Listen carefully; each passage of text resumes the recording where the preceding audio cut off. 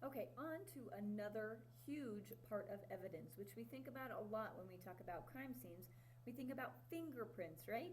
Well, fingerprints are pretty cool, so we're going to go over these a little bit, but I wanted to talk to you about this one page that you're looking at. Okay, here's obviously an up-close picture of a fingerprint.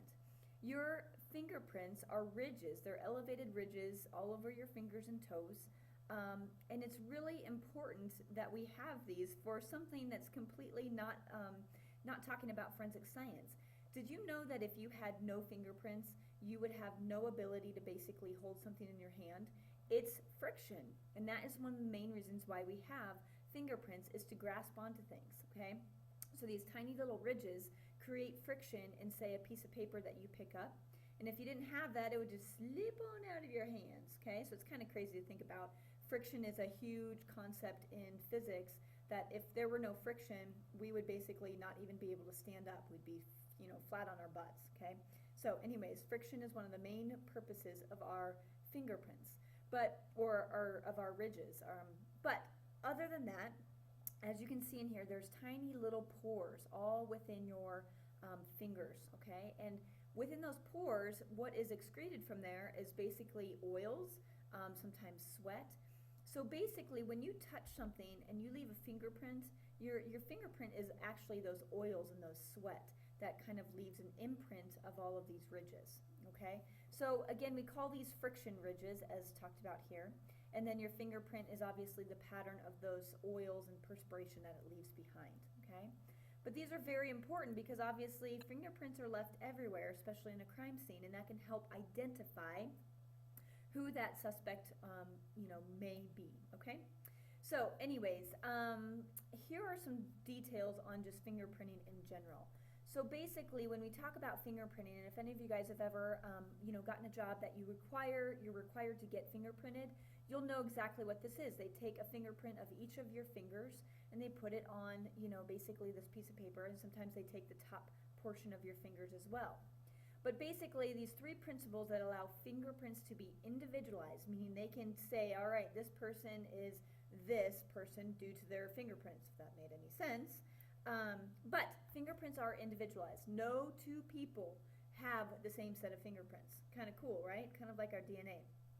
Fingerprints don't change over, a person's lifetime. So basically, there's no way of your fingerprints just morphing into something new. Now, I believe if you were to burn off that top layer of skin and all you had was scar tissue, then you probably wouldn't have fingerprints, okay? But how often does that happen?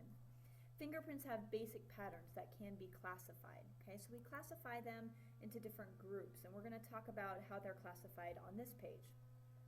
So the first thing is they're going to be looked at as far as their patterns.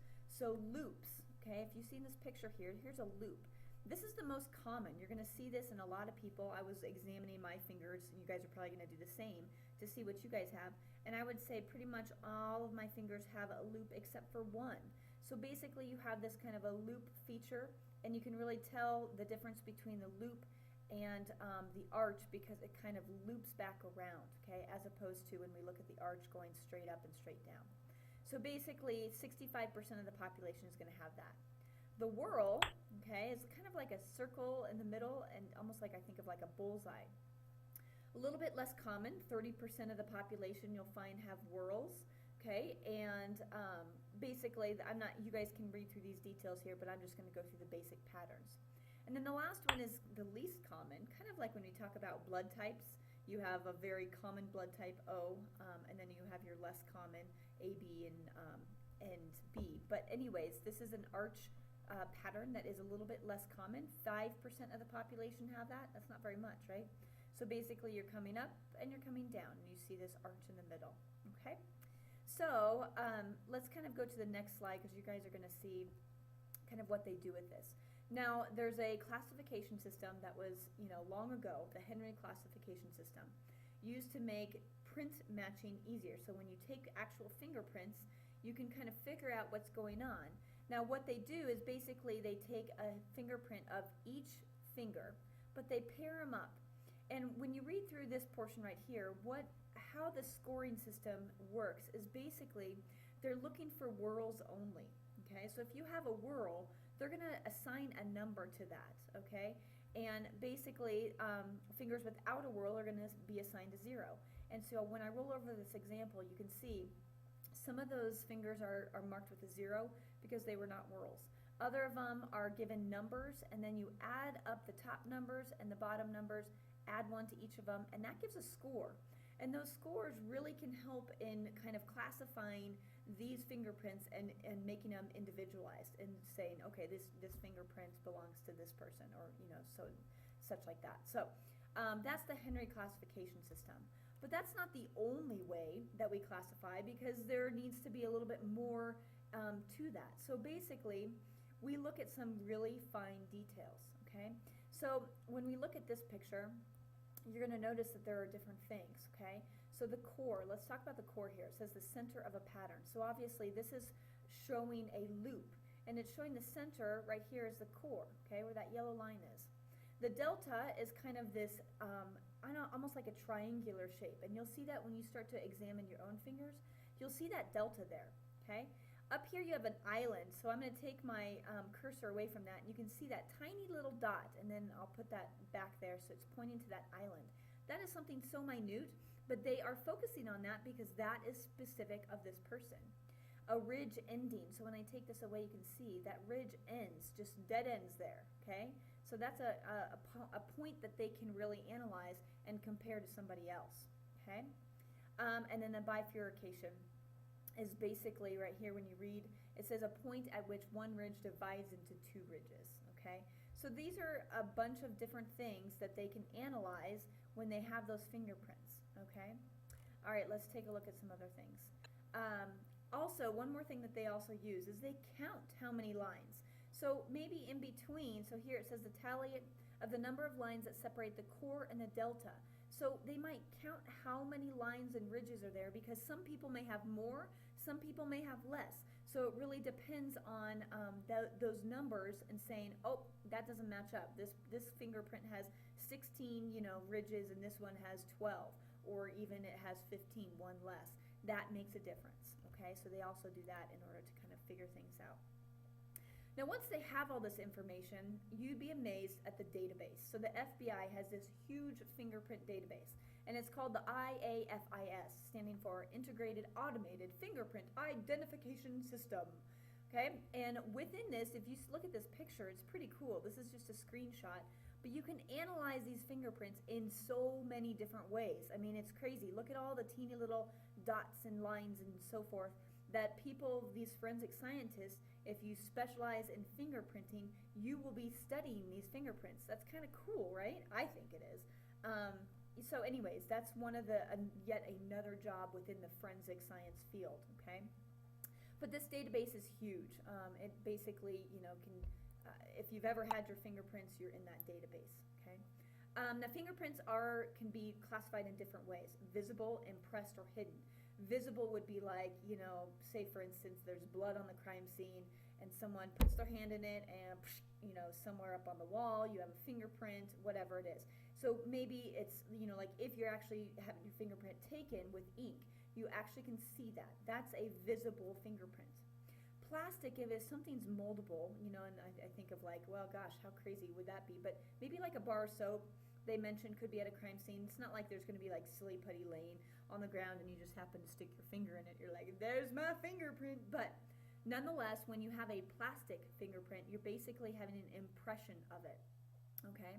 And then latent are the most common, because these are the ones that, if you have a crime, most, I'm not going to say all, but most criminals will try to do their best to not leave fingerprints, but still, there might be latent.